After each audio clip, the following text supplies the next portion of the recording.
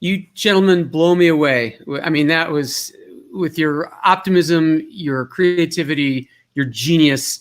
In case I don't get time to say it, you changed the world, you changed all of us, and you're still doing it decades later. I love the work that you're doing. We have two questions from young women who have been waiting patiently. Nina Kara is based in Boston. Nina, you have a question for Vice President Gore. Hop aboard. Yeah, thank you so much. So, the Honorable Al Gore, I've been doing research with coronavirus in a lab and working on, mortality trends and how that correlates with aging. And it's really sparked my interest in the biological and societal impacts of the pandemic. And more importantly, though, I was wondering, how do you think the current pandemic will influence the use and development of the internet? Well, I think it's been an astonishing accelerator for the use of the internet in all aspects of society. That in itself, by the way, once again highlights the dangers of unequal access to the internet. But what we're doing right now is an example. Businesses all over the world are converting meetings to, these kinds of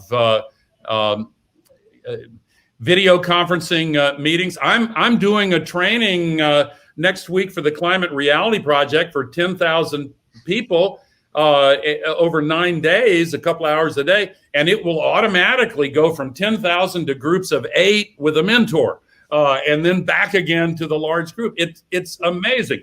I spoke in Singapore a couple of days ago, and I didn't miss the airline flights at all to and from. I didn't have to sleep a red eye. And I think that some of these changes are not going to change back. No doubt some of them will, but I think that the work from home experience is really significant. But let me come back to the unequal access, because what the Black Lives Matter movement has made all of us more aware of has to be held in our hearts and in our convictions, and we have to make it the centerpiece of these recovery plans. And I'll give you one more statistic, Nina. Black Americans are more 2.3 times as likely to die from COVID-19, and 3 times more likely to get infected. But if you look at the deaths from Black men aged 35 to 44, the death rate from COVID-19 is 10 times higher. Why is that? Well, there's several factors involved. Yeah, it's a wow, I see your expression. That was my reaction too. There are many factors. Environmental racism, where African-American families much more likely to be downwind from the smoke plumes and downstream from the hazardous waste flows. Housing inequality, family wealth. It takes 11 and a half Black families to make up the net worth of one white family on average. The income gap hasn't improved in 50 years. But if you look at the workplace, that group 35 to 44, they largely do not have jobs you can zoom into. Sorry to use Zoom like Kleenex as a kind of a descriptor instead of a brand, but you know what I mean. And they make up a large percentage of the so-called essential workers that all of a sudden we realize are essential. So we have to expand the access. But in the meantime, I think this pandemic has contributed powerfully to this general rising awareness of the fact that here we are in the first quarter of the 21st century. We have to do better at solving these injustices and structural inequalities and laying the foundation for a much more prosperous, safe, fair, equitable 21st century. Thank you so much. Great question, great answer. We have one more question. I hope we can squeeze it in our remaining 1 minute.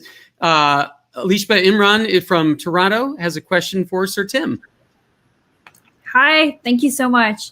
I'm a 16-year-old who's been working in the machine learning and blockchain space, and I'm super passionate about the web.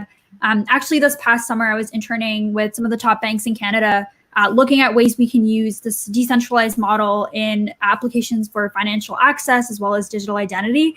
So my question today is for Sir Tim. And essentially, as I've mentioned, we've been looking at protocols like Solid that you're working on. And I think we hear a lot about this idea of using decentralization to kind of like help with data privacy and data access around the world for the web. My question is more around, what are the things that we need to get right, whether that be on the development or implementation side, to either scale the model that you're building at Solid or just this decentralized web model in general? First of all, great. It's good. That's excellent that a big Canadian bank is thinking about using Solid. And maybe it's one of the ones I chatted to when I was in Toronto the other day. But there's, so yes, that's a great thing to do. So things to do, obviously, give every one of your people who has a bank account a pod, a Solid pod to store their data in as well. People have said, when I said the people will store things in their Solid pods, they said, but they won't trust them. Well, but if their bank gives them a Solid pod, well, then they'll trust the bank.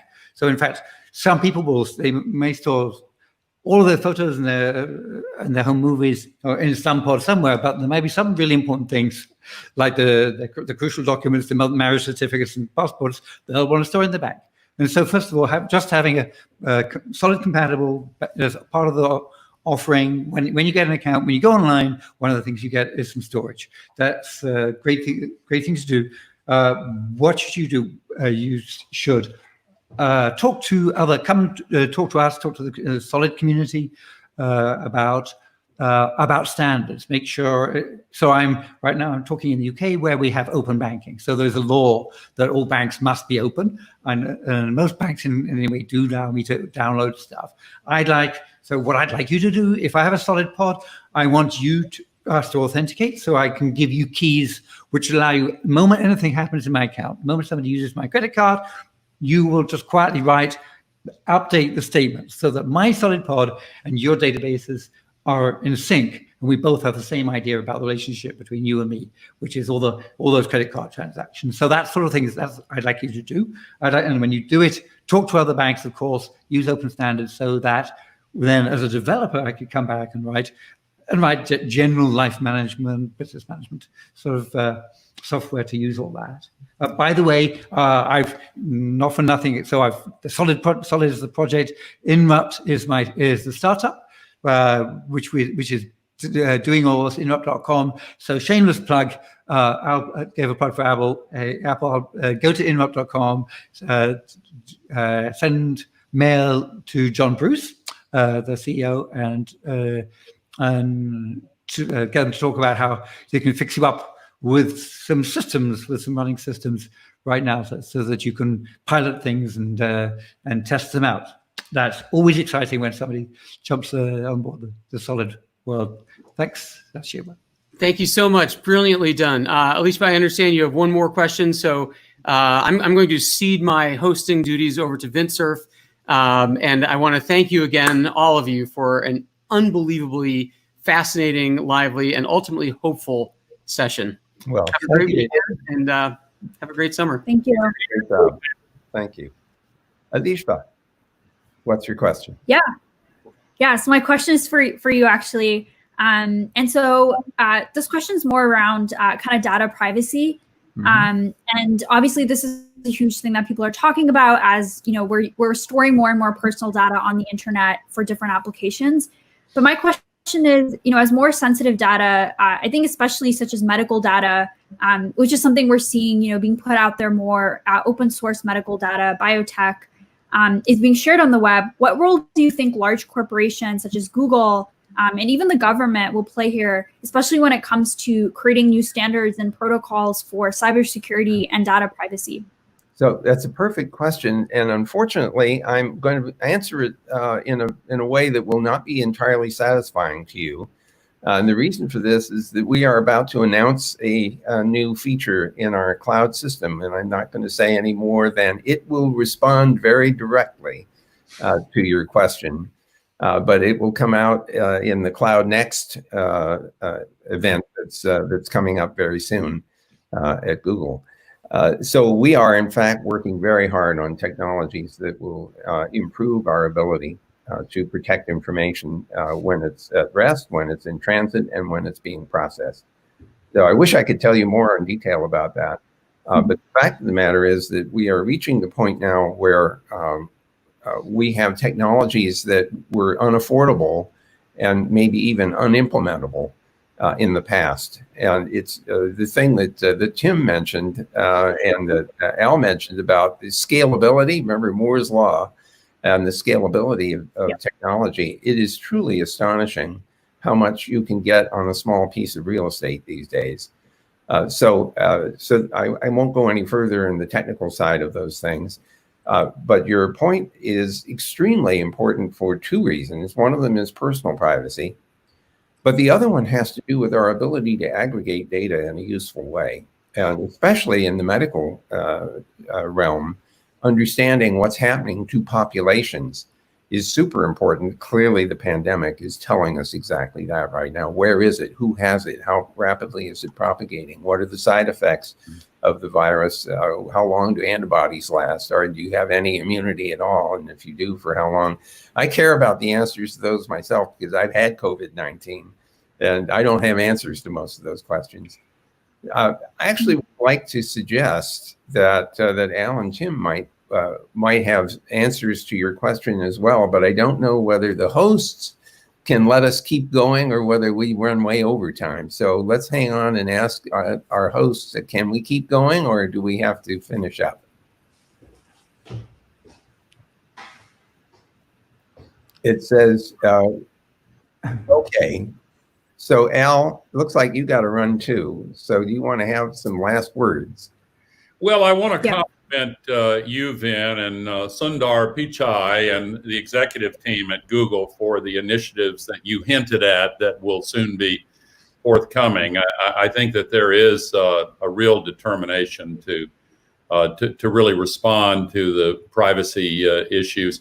And I mentioned Apple earlier, but it's only fair to note that unlike Google, Apple does not have to depend upon advertising revenue. And advertisers are the drivers of demand for more information about those who use the internet.